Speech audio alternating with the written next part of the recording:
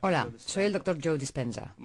Estudié bioquímica en la Universidad Rutgers y luego obtuve mi título en la Universidad Life, cerca de Atlanta, Georgia. En los últimos 7 años me ha interesado mucho el estudio de la remisión espontánea de enfermedades. En otras palabras, casos de personas diagnosticadas de afecciones como cáncer, diabetes o raros trastornos genéticos para los cuales la medicina no tenía cura. Estudié a gente con trastornos cardiovasculares como taquicardia o arritmia, hipertensión, a gente que tenía elevados niveles de colesterol, enfisema, problemas endocrinos como trastornos tiroideos, y me interesaba saber si existían factores en común entre estas personas.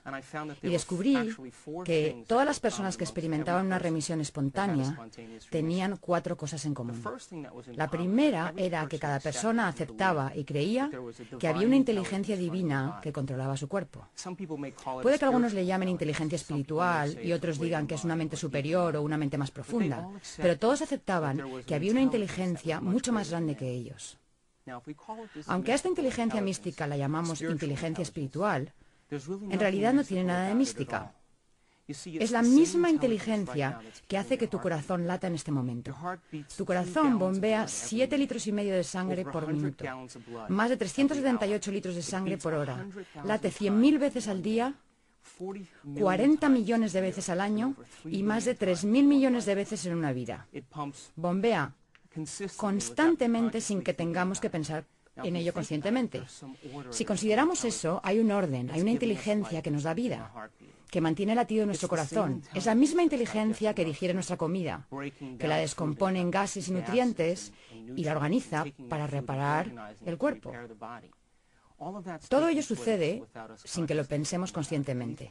Y estas personas empezaron a entender que había una inteligencia a cargo de su cuerpo, que era superior a ellos, que realmente sabía más que ellos. Y que si conseguían conectarse con esta inteligencia, quizás se encargaría de curarlos.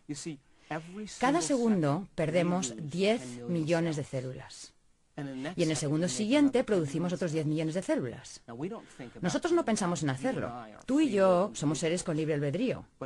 Pero hay un orden, una inteligencia que lo hace por nosotros.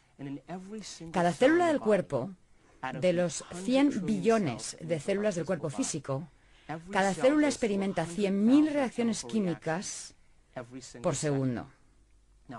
Si eso lo multiplicamos por los 10 billones de células, podemos ver que hay cierta inteligencia que nos da constantemente vida. Ahora, lo interesante de esta inteligencia es que tiene una voluntad independiente de nuestra voluntad. Nos da vida constante y sistemáticamente. Su voluntad trasciende nuestra voluntad. Su mente trasciende nuestra mente. Y mantiene un orden en el cuerpo físico. Un ejemplo serían las enzimas activas en el ADN de las células. Hay 3.200 millones de ácidos nucleicos en los genes de una célula. Esta inteligencia envía proteínas a lo largo de los ácidos nucleicos y corrige las mutaciones para que no nos descompongamos.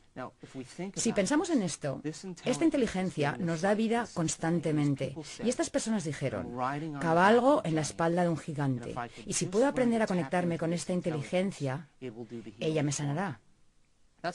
Eso es lo primero que aceptaron todos. Lo segundo fue que todos creían que sus pensamientos, su modo de pensar, su mentalidad a la larga contribuía, de hecho, a su enfermedad. Y dijeron, si mis pensamientos contribuyen a mi enfermedad, tal vez deba cambiar el modo de pensar que tuve estos últimos años. Cada vez que pensamos, fabricamos una sustancia química. Si nuestros pensamientos son buenos o elevados o felices, fabricamos sustancias químicas que nos hacen sentir bien o felices.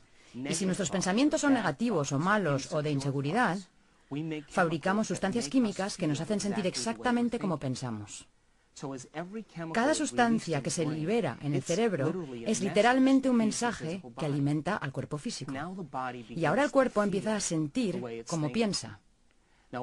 Cuando empezamos a sentir como pensamos, sucede algo asombroso.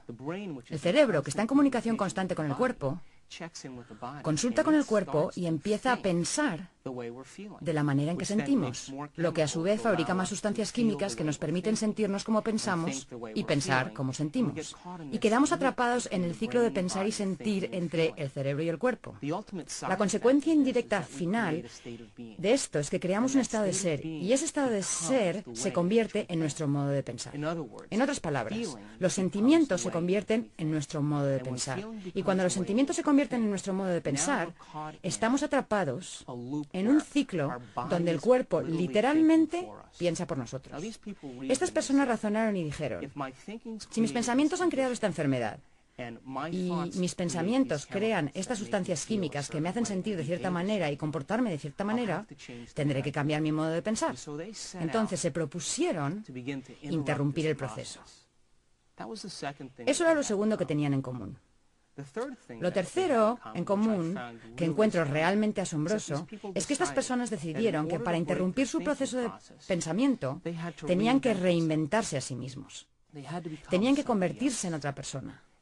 Y cuando empezaron a pensar en quiénes querían ser, pararon el ciclo continuo de reacciones entre pensar y sentir y se hicieron algunas preguntas importantes.